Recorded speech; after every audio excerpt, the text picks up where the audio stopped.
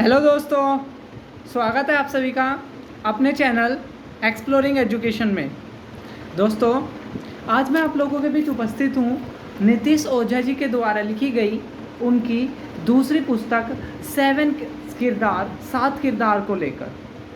दोस्तों, ये पुस्तक नीतीश जी ने अपने बचपन से लेकर अभी तक के जीवन के, यानी कि इंजीनियर बनने तक के जीवन के बारे में लिखी है।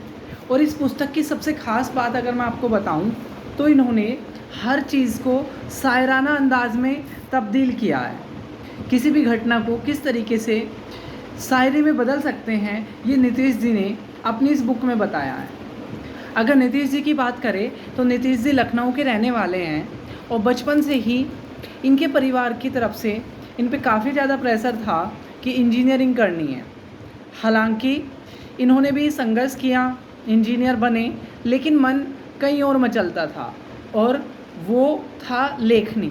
इनको लेखन बहुत पसंद था और एक बार इस पुस्तक में वर्णन भी किया गया है कि इनके पास के एक व्यक्ति जो काफ़ी पूछताछ करते थे बच्चों की पढ़ाई के बारे में, तो उन्होंने इनसे पूछा एक बार कि आप क्या बनना चाहते हो।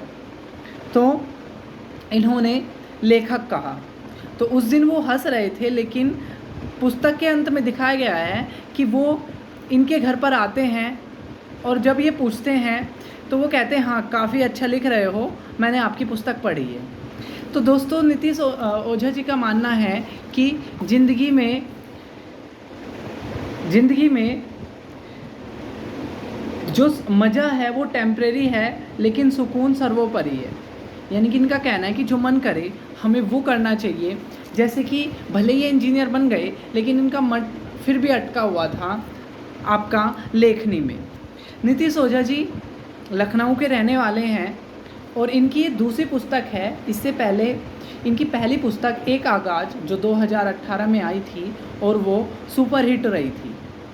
इसके अलावा ये बेंगलोर में इंजीनियरिंग के रूप में जॉब करते हैं और फेसबुक पर ये आगाज़ के नाम से लिखते हैं, जहाँ पर आप इनकी शायरियाँ, इनके ब्लॉग्स को पढ़ सकते हो। तो इस पुस्तक की जो है हम शायरी के रूप में इनकी पुस्तक को कवर करेंगे। तो शुरुआत करते हैं। तो नीतीश ओझा जी अपने इंट्रोडक्शन के बारे में जब ये खुद का परिचय देते हैं तो दूसरे से कहते हैं, इस दुनिया में अपना मुकाम बस कुछ इतना सा रखना कि कोई पूछे तुम क्या हो तो कहना गूगल कर लेना। पुस्तक के शुरुआत में ये लिखते हैं, इस ज़माने से कहो इतना संजीदा ना रहे, मंजिलें मिजाज से मिलती है, मायूस तो हजारों थे।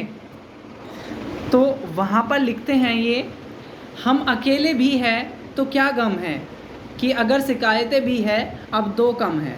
यानी कि जैसे जैसे हमारे अंदर मैच्योरिटी आती जाती है, परिपक्वता आती रहती है, ऐसे ऐसे हम ज़िंदगी से शिकायत करना कम कर देते हैं। और ये शायरी मुझे इनकी बहुत अच्छी लगी, पर्सनली बहुत अच्छी लगी। हिम्मत बढ़ जाती है अगर इतना पता हो, हिम्मत बढ़ जाती है अगर इतना पता हो कि कोई साथ है मेरे, चाहे चुप ही खड़ा हो। तो ये बेसिकली इन्होंने जब पुस्तक में जो भूमिका लिखी जाती है उस समय पर ये लिखा है। तो ये शायरी मुझे बहुत अच्छी लगी। जब इस चैप्टर का पहला अध्याय शुरू होता है तो वहाँ पर नीतीश ओझा जी लिखते हैं, वक्त बदलता है सबका, बस तू निशाना लगा, जीत हौसले की होती है, अमर तो रावण भी था। तजुर्बे के बारे में ये कहते हैं, वो तजुर्बा ही क्या जो खुद से ये नहीं कहता, वो तजुर्बा ही क्या जो खुद से ये नहीं कहता कि ये वक्त से न डर, ये तो आता जाता है रहता। तो बेसिकली यहाँ पर इनकरेज किया इन्होंने कि एक्सपीरियंस जो है, हमें किसी भी काम को करने से डरना नहीं चाहिए। ज़्यादा से ज़्यादा क्या मिलेगा? एक्सपीरियंस मिलेगा, और ये एक्सपीरियंस हमें बहुत काम देगा। पाठ के अंदर एक जगह पर नीतीश ओझा जी लिखते हैं, समझदार आदमी तेज आदमी से चिढ़ता नहीं है बल्कि सीखता है। अपने बचपन के प्यार के लिए नीतीश ओझा जी लिखते हैं, कोई कहता नहीं है पर चलो हम अपना बताते हैं कि उनसे बात भी करनी है पर हम भाव भी खाते हैं। इसी अंदाज में नीतीश ओझा जी लिखते हैं, मेरे चाहने से ज़माने में अगर कुछ भी हुआ होता तो तेरी गोद में रखे सर ये वक्त रोक लेता। सारी दुनिया को समझदारी का आईना दिखाता हूँ, तुम्हारे सामने ही आते ही मैं बन जाता हूँ। हर मोड़ पे कोई खपा हो रहा है, हर मोड़ पे कोई खपा हो रहा है, लगता है शहर भी मेरा अब बड़ा हो रहा है। एक बहुत ही अच्छी शायरी लिखी है नीतीश ओझा जी ने। किसी ऐसे को समझाना जिसे खुद समझ नहीं है, इस दुनिया में मुश्किल है कुछ तो बस यही है। यानी कि किसी ना समझ को समझाना बड़ा मुश्किल काम है। एक और तजुर्बे के बारे में लिखते हैं ये, तजुर्बा इंसान को हर चीज़ नहीं सिखाता, वो रहेगा तो इंसान ही उसे खुदा थोड़ी बनाता। अपनी माँ के प्रेम के बारे में नीतीश ओझा जी लिखते हैं, अपनी गोद में जब रखे सर मुझे वो सुलाती थी, एक दौर भी था जब कभी मुझे नींद आती थी। दुनियादारी के नाम पे वो बड़े हिसाब से चलता है, समझदार आदमी लड़ाई नहीं करता बस याद रखता है। माना कमी तो किसी की हमेशा खलेगी, पर ये ज़िंदगी है जनाब ऐसे कब तक चलेगी। जब लेखक एंट्रेंस में फेल हो गए थे या अपनी असफलता के लिए लेखक लिखते हैं, मेरी हार के सजदे में एक एहसान मुझ पे करना, मैं आऊँगा फिर से बस मेरा नाम याद रखना। बस दुआ करने से कहाँ किस्मत बदलती है, ऊपर वाला भी देखता है खुद पे किसकी कितनी चलती। यहाँ तो मतलबी सभी हैं, फिर किस बात का गिला है, अरे कल तुम थे उस अकड़ में अब ये मेरा फैसला है। एक हमारे समाज के सामान्य व्यवहार के लिए नीतीश ओझा जी लिखते हैं कि सामान्यतः क्या होता है, किसी बच्चे को आलोचना की जाती है, लेकिन जैसे वो सफलता पर पहुंचता है तो उसकी तारीफ़ों के पुल बन जाते हैं। तो उसी के लिए नीतीश ओझा जी ने लिखा है, लोगों के ताने भी बस नाम के हैं, लोगों के ताने भी बस नाम के हैं, कल कुछ बन गए तो कहेंगे हम इन्हें जानते हैं। बहुत अच्छी महाभारत से कोट करके नीतीश ओझा जी ने एक बहुत अच्छी शायरी लिखी है कि भीष्म की तरह ना उम्मीद होकर लड़ना। जैसे आपने देखा होगा महाभारत में भीष्म पितामह को इच्छा मृत्यु का वरदान था, लेकिन और वो प्रतिज्ञाबद्ध भी थे कि जो हस्तिनापुर का सिंहासन होगा, जो वहाँ के शासक होंगे, उसकी सुरक्षा करेंगे। तो उस द्वंद्व में भीष्म खड़े हुए थे, तो वहाँ पर उसके लिए लिखते हैं कि भीष्म की तरह ना उम्मीद होकर लड़ना, भीष्म की तरह ना उम्मीद होकर लड़ना, उससे तो बेहतर है अभिमन्यु की तरह मरना। अपनी सफलता का क्रेडिट अपने फादर को देने के लिए और उस इच्छा को मन में रखने के लिए कि जब हम कामयाब होंगे हमारे माता पिता का नाम होगा, तो उसके लिए नीतीश ओझा जी लिखते हैं, वो मंजर भी जनाब कितना हसीन होगा जब मेरे इनाम पे कहीं उनका नाम लिखा होगा। एक बहुत डीप शायरी लिखी है नीतीश ओझा जी ने, लोगों की आदत बना लेना ही तो सबसे बड़ी बीमारी है, कभी अकेले रहना तो सीखो फिर ये दुनिया तुम्हारी है। सर्दियों के मौसम में ये चाय के प्याले, मेरे शौक भी वही हैं बिल्कुल तुम्हारे वाले। तुम ये मत सोचो कि दुनिया तुम पे एहसान कर रही है, तुम काबिल हो अगर तो वो बस अपना काम कर रही है। हम चाहते तो बहुत है कि रिश्ते ख़राब ना हो, पर खुदगर्ज इतने हैं कि वो मेरे हिसाब से हो। किसी के हुनर का पता उसके बुरे वक्त से ही चलता है, कि हो रात कैसी भी चांद हर हाल में निकलता है। मेरी किस्मत में लिखा है जो उसमें बस इतना लाजमी है कि ये हार नहीं मानेगा साला पागल आदमी है। तो लेखक अपने बारे में लिखते हैं कि उन्होंने अपना मेहनत करना कभी नहीं छोड़ा, इनके जीवन में काफ़ी ज़्यादा रुकावटें आई, लेकिन फिर भी अंततः ये इंजीनियर बनने में सफल हुए। तो उसके लिए लिखते हैं, मैं दोबारा से पढ़ देता हूँ, मेरी किस्मत में लिखा है जो उसमें बस इतना लाजमी है कि ये हार नहीं मानेगा साला पागल आदमी है। जीवन में आने वाले संघर्ष और उससे टूटते हुए लोगों को सहारा देने के लिए नीतीश ओझा जी लिखते हैं, मसले तो घर में सबके हजार चल रहे हैं, मसले तो घर में सबके हजार चल रहे हैं, पर वो लोग भी गजब हैं जो फिर भी कमाल कर रहे हैं। हिम्मत बढ़ जाती है अगर इतना पता हो कि कोई साथ है मेरे, चाहे चुप ही खड़ा हो।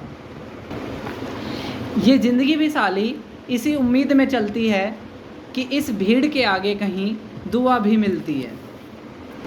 अपने सहपाठी यानी कि जो उनके साथ रहे हैं, जैसे इनका एक दोस्त था मोहित, तो वो इनको बहुत मोटिवेट करता था।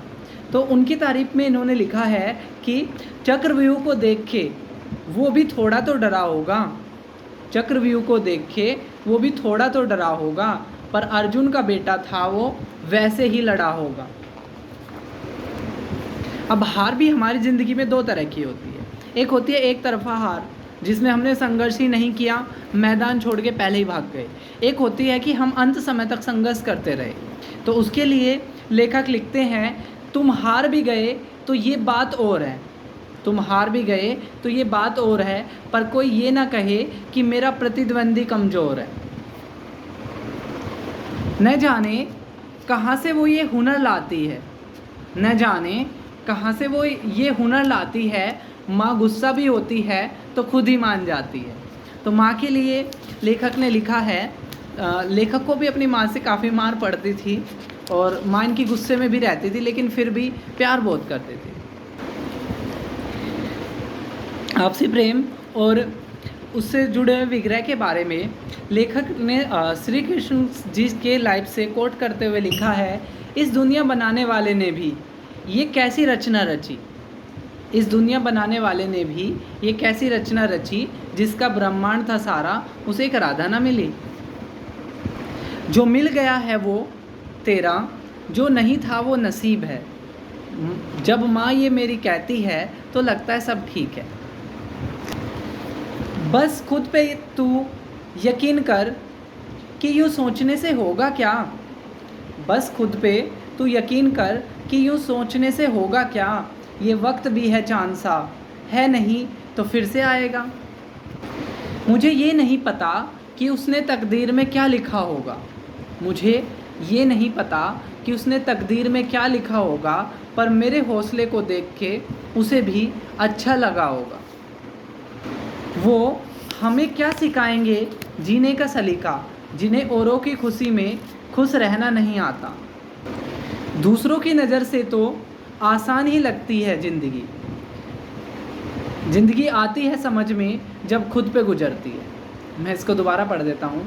दूसरों की नज़र से तो आसान ही लगती है, ज़िंदगी आती है समझ में जब खुद पे गुजरती है। अब कई बार आपके लाइफ में ऐसा होता है कि आपका संघर्ष वाला दौर चल रहा होता है और आप टूटने को तैयार होते हो, टूट चुके होते हो, आपका हौसला कमज़ोर हो चुका होता है, लेकिन आपको अचानक से वो शख्स याद आ जाते हैं जो आपके हौसले को देखकर जिंदा है।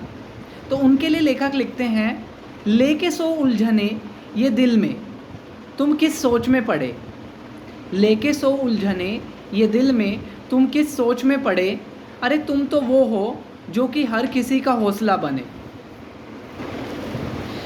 ये ज़माना है जनाब, ये दिखावे पे मरता है, ये ज़माना है जनाब, ये दिखावे पे मरता है, जिंदा सूरज के दम पर है और तारीफ चांद की करता है। ये ज़माने भी जाने कितने बदल गए हैं कि एक हमारे अलावा बाकी सब संभल गए हैं। जिसे होकर भी अकेला अदब से चलना आता है, उसे मोहब्बत ना मिले मौका तो मिल ही जाता है। ये बहुत अच्छा लिखा है। कोई पूछेगा मुझसे कि रिश्ते निभाने में कौन बड़ा है, तो मैं कहूँगा लक्ष्मण, जब वो राम के पीछे खड़ा है। तो देखो बहुत अच्छी बात लिखी है। एक रामायण के पात्र हैं लक्ष्मण, राम के छोटे भाई, और अपने भाई के लिए दर दर के जंगलों में भटकते हैं और उनका साथ कभी नहीं छोड़ते हैं। माना रंजिशें हजार है पर अब हम गिला नहीं करते, माना रंजिशें हजार हैं पर अब हम गिला नहीं करते कि जिन्हें दूर तक जाना है फिर वो मुड़ा नहीं करते। और पुस्तक के अंत पेज पर भी लेखक वही बात लिखते हैं कि ज़िंदगी में मज़ा जो है वो टेम्परेरी है, लेकिन जो सुकून है वो सर्वोपरि है। और अंत करते हैं इसकी, इस ज़िंदगी में बस अपना मुकाम इतना सा रखना, कोई पूछे तुम क्या हो तो कहना गूगल कर लेना। तो ये थी हमारी 7 किरदार पुस्तक जो शायरियों से भरी थी। आपको ये शायरियाँ कैसी लगी कमेंट बॉक्स में ज़रूर बताना। अगर इस चैनल को अभी तक सब्सक्राइब नहीं किया है तो चैनल को सब्सक्राइब करना, अपने दोस्तों के बीच ज़्यादा से ज़्यादा शेयर करना, ताकि हमारी वीडियो आप लोगों तक जल्दी से जल्दी पहुंच सके। तो फिर मिलेंगे हम दूसरी वीडियो में, तब तक के लिए जय हिंद जय भारत।